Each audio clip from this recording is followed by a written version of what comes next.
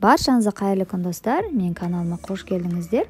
Бүгін сіздермен осындай кереметтей жып-жұмсақ, нәп-нәзік, аузыңызда еритін яблочный пирог меренгамен әзірлейтін боламыз. Алманы ұнатпайтын адамның өзі бұл пирогты рахаттанып жейді, міндетті түрде әзірлеп көріңіздер. Алдыңғы уақытта осындай кереметтей түрлі рецепттерімді жіберіп алмас үшін арнама тіркелмеген болсаңыздар, міндетті түрде тіркеліп қойыңыздар. Видео ұнаса, видеома лайк басып, мені қолдауларыңызды сұраймын.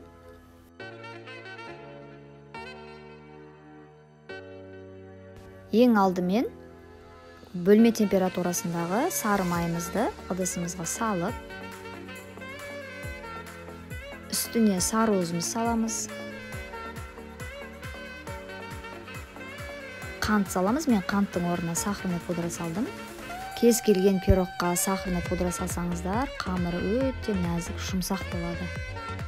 Енді осы массаны жақсылап біріккенше араластыратын боламыз. Бөлек ыдысымызға ұн мен қобызытқышымызды салып, бірге араластыратын боламыз. Жақсылап біріккен массамыздың үстіне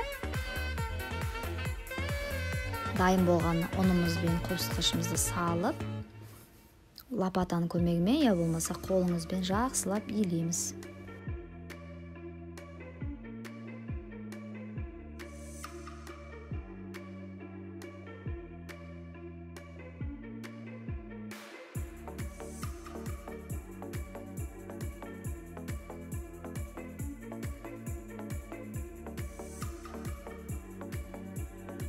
Міне қамырымыз өте нәзік, жұмсақ болды.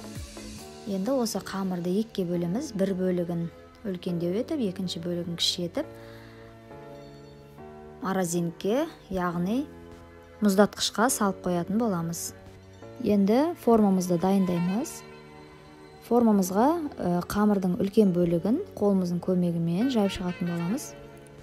Бортиктерін сәл биіктеу етіп жаямыз.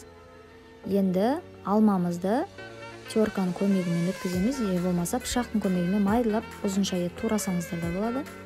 Енді кезекте меренга әзірлейтін боламыз. Құрғақ ыдысымызға жұмыртқаның ағын салып, жақсылап 1 минут миксерлеп болған соң қант саламыз.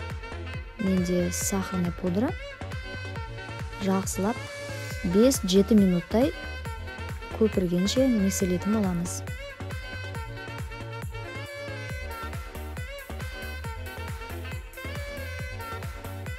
Міне меренга дайын болды. Меренганың дайын болған қалай білсеңіздер болады. Ыдыста төңкергенде меренга өзінің формасын ұстап тұрады.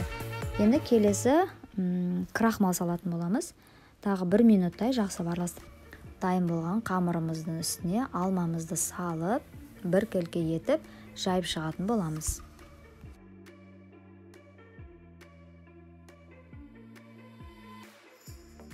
Міне алмамызды бір келке етіп жайып шықты. Енді оның үстіне дайын болған меренгамызды саламыз және лопатаның көмегімен жайып шығатын боламыз.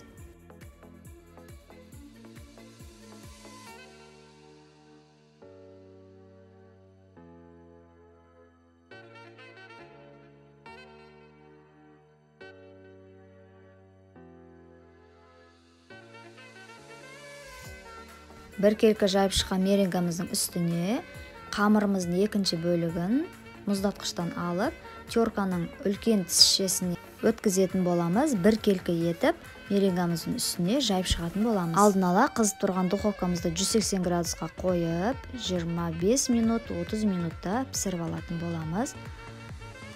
Пісіп шыққан пирогымызды бірден формадан алуға болмайды, сынып кетеді. Толықтай суытып, суып болған пирогымызды 1 сағатқа, я болмаса тоңазытқышқа салып қоятын боламыз.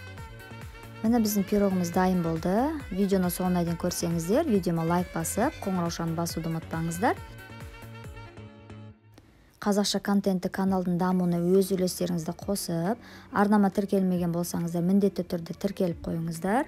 Назар аударып, тыңдағандарыңызға көп рахмет. Сіздермен бірге болған Бауырсақ Фуд ас болсын.